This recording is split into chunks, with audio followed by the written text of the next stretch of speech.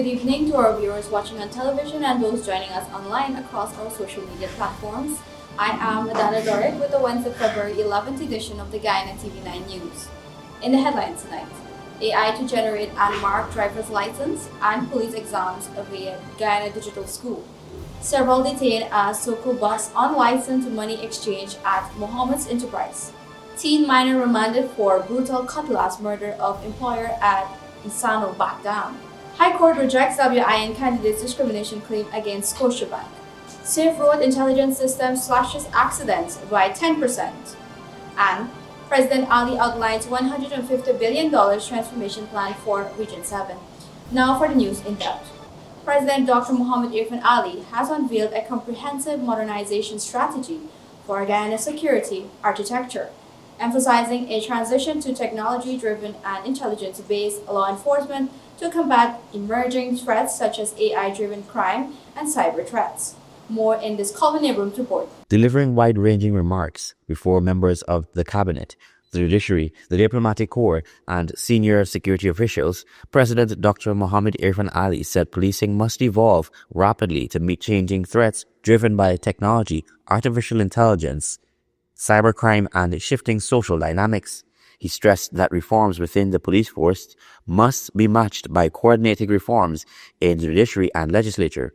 The head of state proposed a structured engagement among the three branches of government to ensure that changes in policing, prosecution, and the courts are fully integrated. Central to the president's vision is the accelerated digitization of policing systems. He announced that the e-ticketing system will be expanded to include an integrated demerit points system, with legislative amendments to support automatic penalties and graduated license suspensions. The government is also considering the establishment of a specialized traffic court to address anticipated increases in electronically generated cases. Our e-ticketing system will evolve. The legislative amendments will be made in this evolution that I spoke of. Our e-case management system from the police force. With the technology available today, this whole problem of missing case files, misplacing case files not turning up on time,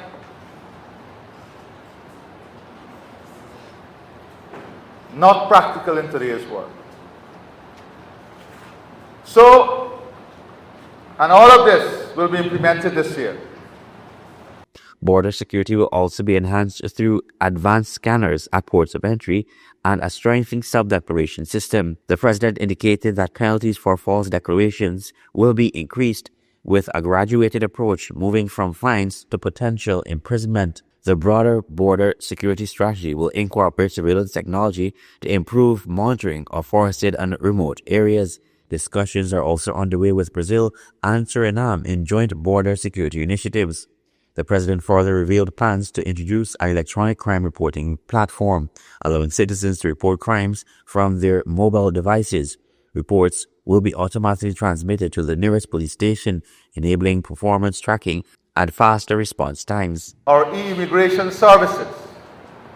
Already, we are seeing the difference to the government service centers that we are building.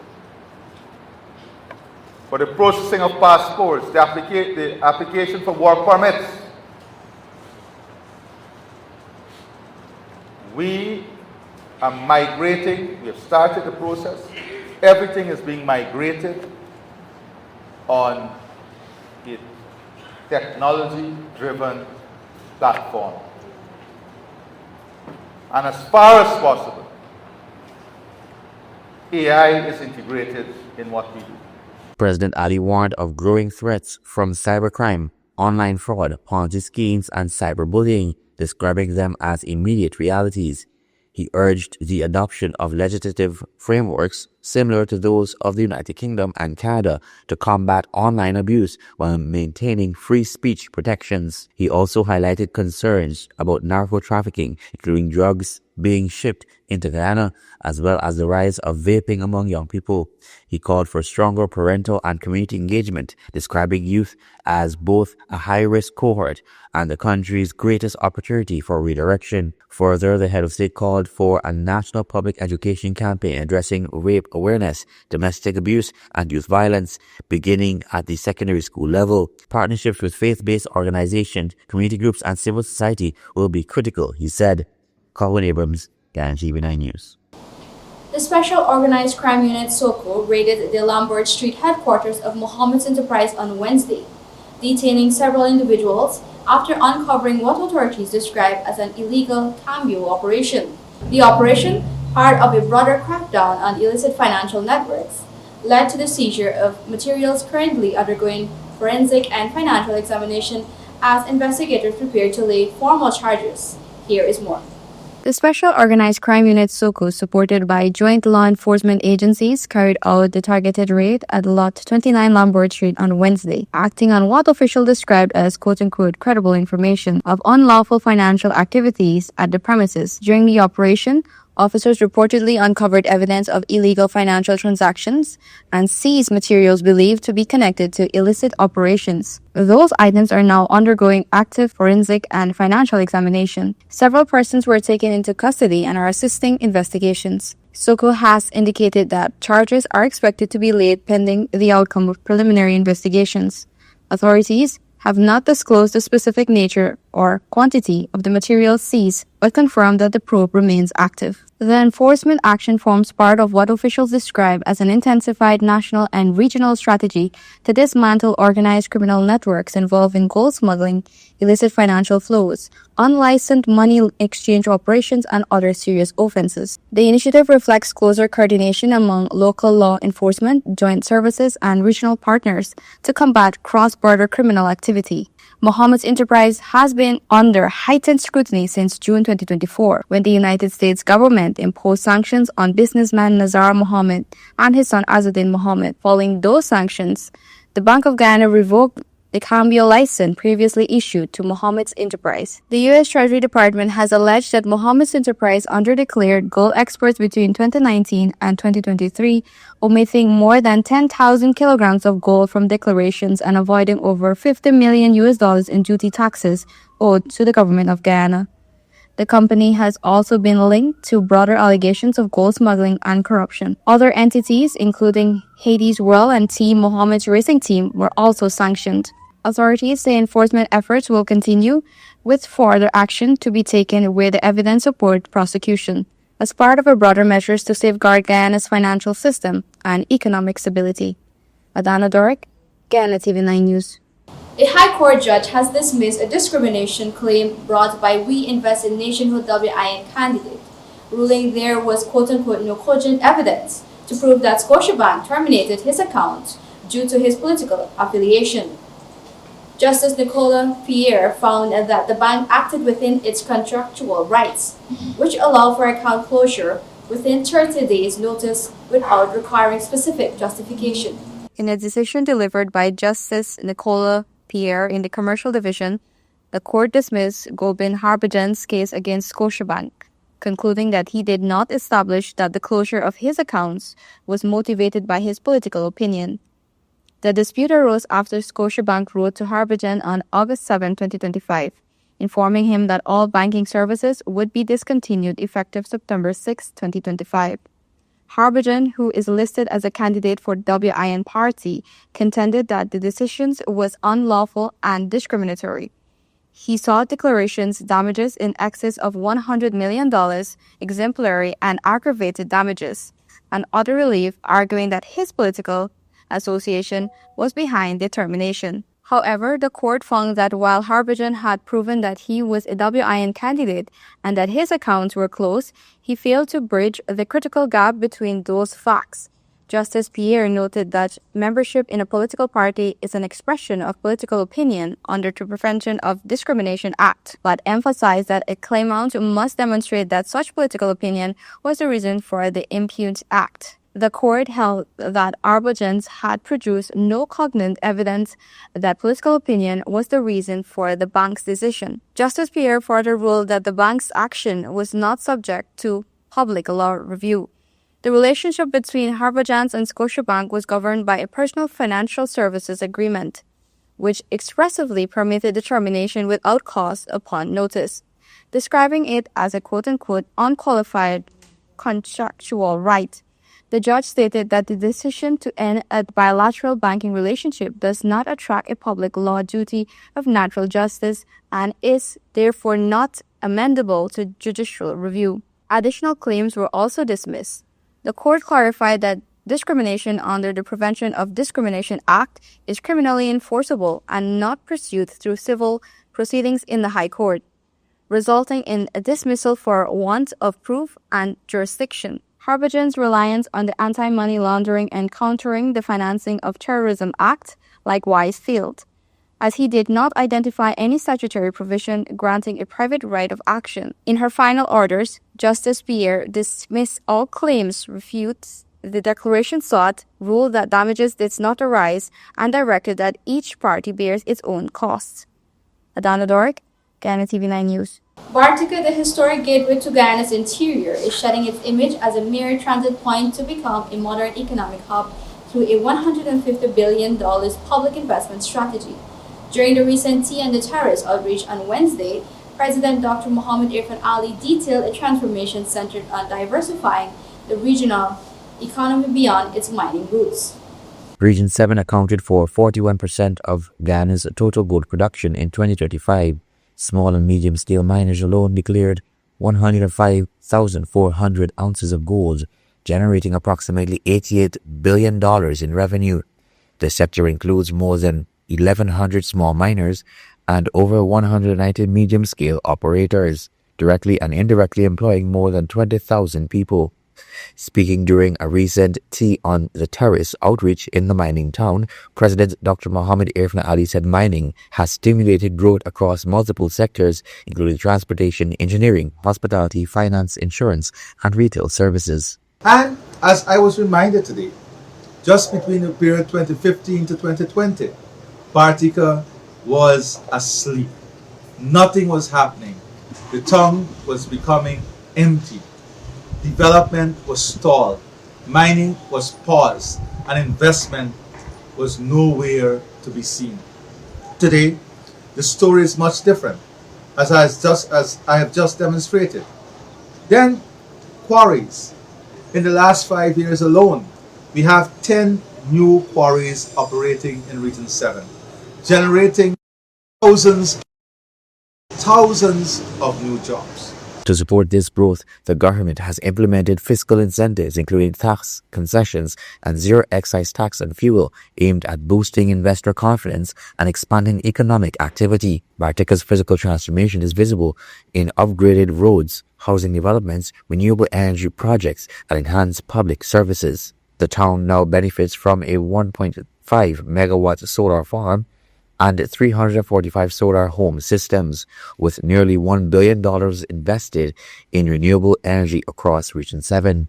In water infrastructure alone, $1.7 billion has been invested, bringing treated water access to more than 16,000 residents. A $635 million water treatment plant now provides safe drinking water to 6,000 residents. The entire region has a population of about 20,000 residents.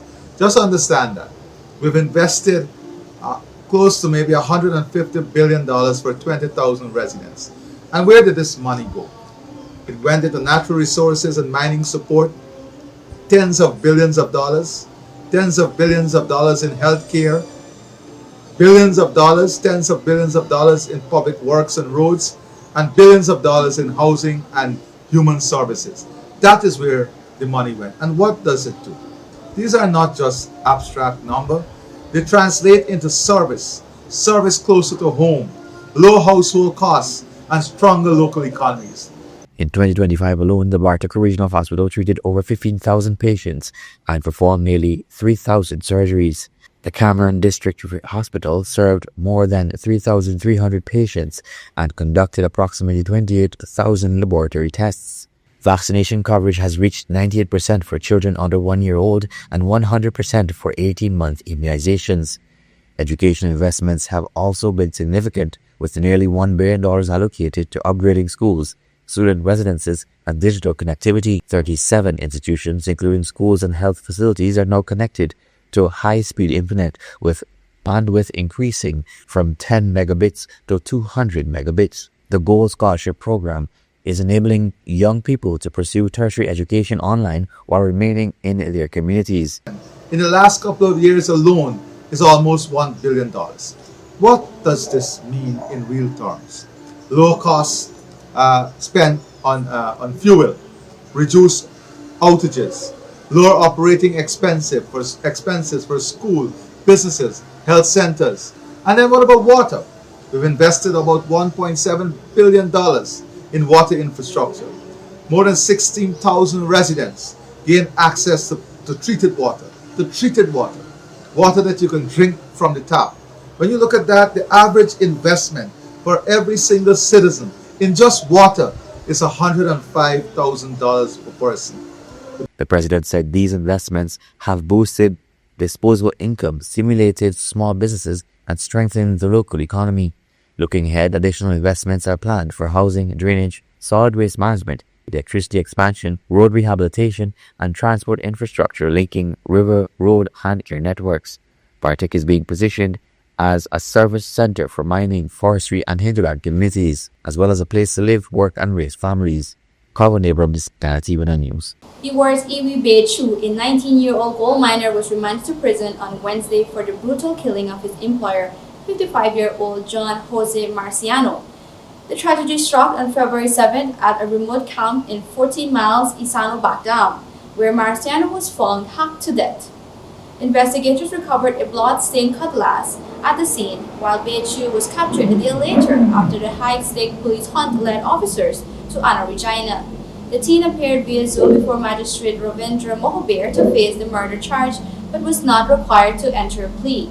Reports suggest the violence erupted during a heated dispute in the interior, a region increasingly plagued with deadly workplace confrontations. Bei Chu will remain behind bars until March 27, as the justice system weighs the fate of the young miner in this gruesome backdown killing. We will be back after the short break. Stay tuned.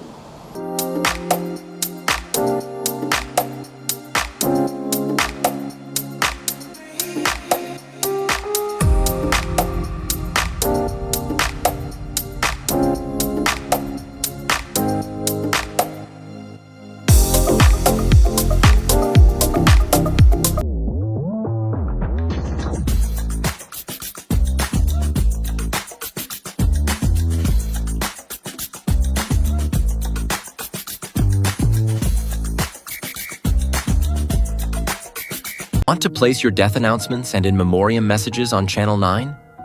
Call 592-761-5006, 710-5008, 600-5006. Or visit our office at Lot 85A Lamaha Street, Albertown, Georgetown, Century 21 Building. Guyana Channel 9 is now Guy TV9, proudly under new management. We're building stronger with a balanced and open platform for all advertisers. Whether you're promoting a business, service, or event, your message belongs right here. So choose your spot, news, prime time, or anytime, and reach viewers across Guyana. With affordable rates and professional service, Guy TV9 is your partner in progress. So visit us at Lot 21A Lamaha Street, Georgetown, in the Century 21 building, or call 600-5006 or 761-5006. Guyana TV9. New leadership, fresh outlook, real results.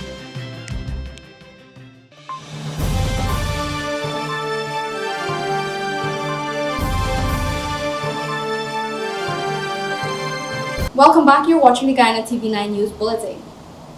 Thousands of hinterland residents traveling to Georgetown for life-saving medical care and education will soon have access to a new 350-capacity hostel following a $500 million budgetary approval to modernize indigenous accommodation in the capital.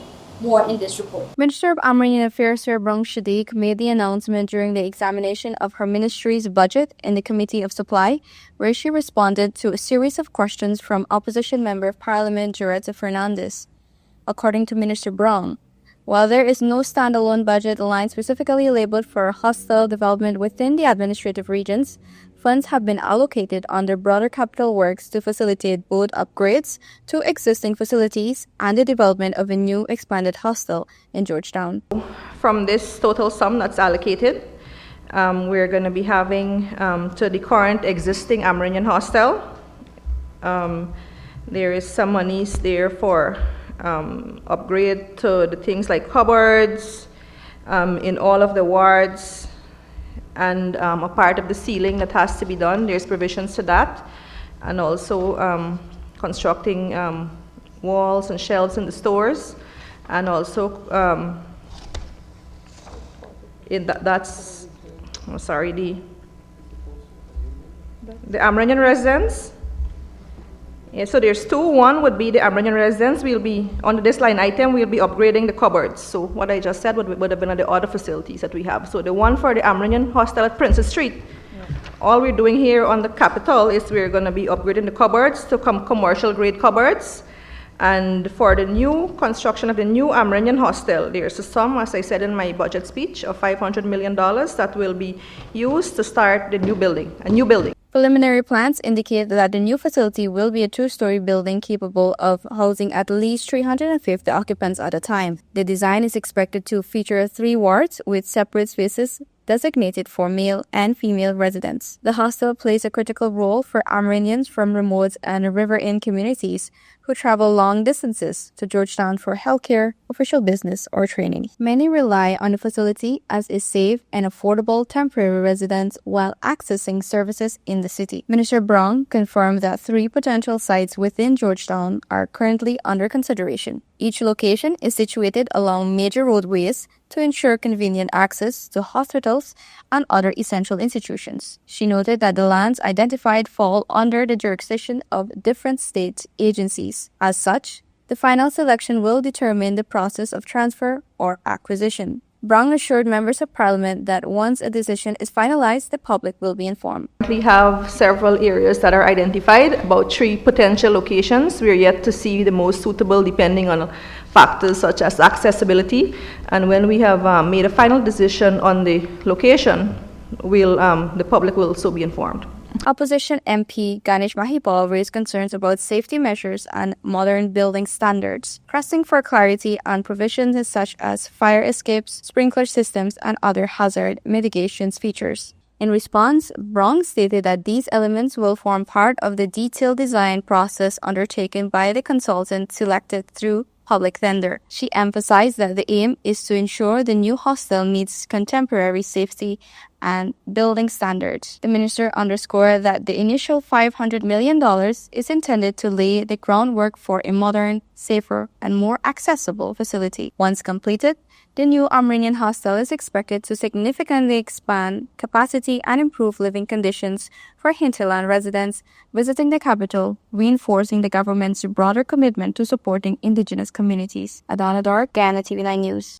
The era of traffic impunity in Ghana is fading, replaced by a high-tech dragnet that has already slashed total road accidents by 10% in its first year. Since the Safe Road Intelligence System (SRIS) went live in April 2025, authorities have utilized real-time video analytics to issue tens of thousands of automated tickets, marking what Commissioner Clifton Hicken calls a quote-unquote decisive shift toward a culture of data-driven road discipline. Commissioner of Police Clifton Hicken, in his recent address to officers at the annual Police Officers Conference Opening Ceremony 2026, said the Safe Road Intelligence System forms part of the Ghana Police Force's broader modernization strategy, uses automated speed enforcement cameras and digital monitoring tools to detect traffic violations in real time.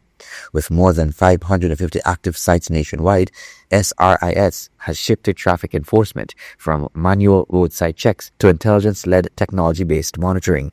On our roadways, speed enforcement technology contributed to -9% last year, and currently we are at -36% reduction in road accidents. Since the launch of the Safe Road Intelligence System on the 7th of April 2025, with over 50 active sites nationwide, more than 35,000 e-speed tickets have been issued with 40% compliance rate, making a decisive shift towards technology-driven for road safety. Most notably, road accidents have declined by 36% this year, a reduction law enforcement officials attributed directly to the system's expanded coverage and consistent enforcement. The Safe Road Intelligence System integrates automated speed detection with digital ticketing, reducing the need for physical traffic stops and limiting opportunities for human error or misconduct. The system is also designed to support future upgrades, including artificial intelligence-powered features such as seatbelt detection and license plate recognition. The Guyana Police Force aims to deliver in 2026 the following: nationwide implementation of the Safe Country Initiative, expanding command centers and CCTV coverage across all regions. Artificial intelligence enabling policing includes license plate recognition, automotive speed and seatbelt detection, predictive analysis, and data-driven development to support proactive crime prevention. Digitized sensor reporting ensuring security and accessibility police service at a regional level. Beyond enforcement, the system allows the police force to collect and analyze traffic data and identify high-risk corridors, peak violation times, and accident-prone areas. This information is being used to guide deployment strategies and public awareness campaigns. The SRIS forms part of a wider national push to modernize policing through digitalization, surveillance, infrastructure, and integrated command centers. Authorities say the long-term goal is to create safer roadways while promoting a culture of responsible driving. With hundreds of monitoring sites already operational and further expansion planned, officials expect a continued reduction in traffic violations and road fatalities as the system becomes fully integrated into the country's traffic management framework. Corwin Abrams, Guyana TV9 News. 8 persons, including 4 school-aged children, are without a home after a fire ripped through a wooden house at Undernaming Sandpit on the Essequibo coast. The blaze struck Tuesday evening, completely gutted the structure and leaving the family with nothing but ashes. Thankfully, no injuries were reported. Among those displaced is Kevin Boyan, who is confined to a wheelchair and is now receiving assistance from the Ministry of Human Services. The family's mother, Ramona Beichu, works as a cook in the interior. The 4 children are staying with friends as authorities investigate the cause of the fire. President Dr. Mohammed Irfan Ali announced on Wednesday that theoretical examinations for driver's license and police promotions will be migrated to the Guyana Digital School platform. In a move aimed at modernizing Guyana's testing and licensing system, President Dr. Irfan Ali has announced that theoretical examinations for driver's license will soon be conducted entirely online via the Guyana Digital School. The transition, he stated, is part of a broader effort to leverage technology in public service and improve efficiency across the police and transport sectors. And I've asked them to migrate to the Guyana Digital School all examinations that will be independent from the Guyana Police Force. Theoretical examinations for license and promotion exams. The AI-powered system will generate exam questions directly from the regulations and laws, creating fresh tests just 1 hour before they are administered. And we're going to make it easy. We're going to dump everything, Chancellor, in the regulations and the laws into AI, and AI will generate the questions 1 hour before the exams.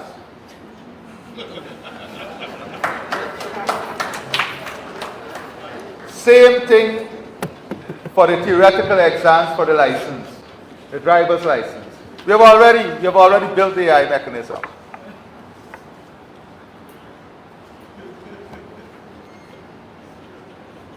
It's going to set the exams 1 hour before the exams, digital. So I've spoken to the Minister of Home Affairs. Authorities from the Ministries of Education and Home Affairs have already begun consultations to implement the system, which represents a significant step toward digitizing Guyana's examination and licensing infrastructure. Adana Dori, Guyana TV9 News. Turning to regional news in Trinidad, 2 days after 17-year-old Gabriel Nelson vanished beneath the waters off Miaro, his body was found on Tuesday afternoon, bringing a heartbreaking end to an intense search. Fisherfolk made the discovery shortly after 2 p.m. just offshore from where the teenager had been bathing. Gabriel, a student of St. Stephen's College and a resident of George Village, Tableland, had been swimming with relatives at Eccles Road East, Grand Lagoon around 3 p.m. While in chest high water, he got into difficulty and slipped beneath the surface before help could reach him. Police, Coast Guard, Air Guard, rescue teams, and volunteers searched tirelessly as his family kept vigil nearby.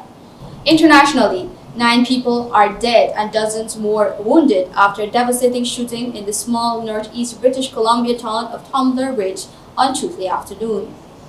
6 victims were found inside Tumbler Ridge Secondary School, marking the deadliest school shooting in Canada in decades. A 7th person died while being transported to hospital. In a separate but related scene, the bodies of 2 more victims were discovered at a home in the community of just 2,400 residents. The alleged gunman was also found dead inside the school from what authorities described as a self-inflicted injury. Those are our major headlines for tonight's newscast. For more trending stories, follow us at our Facebook, TikTok, and YouTube platforms at GYTV9. I am Adana Doric. Thanks for watching.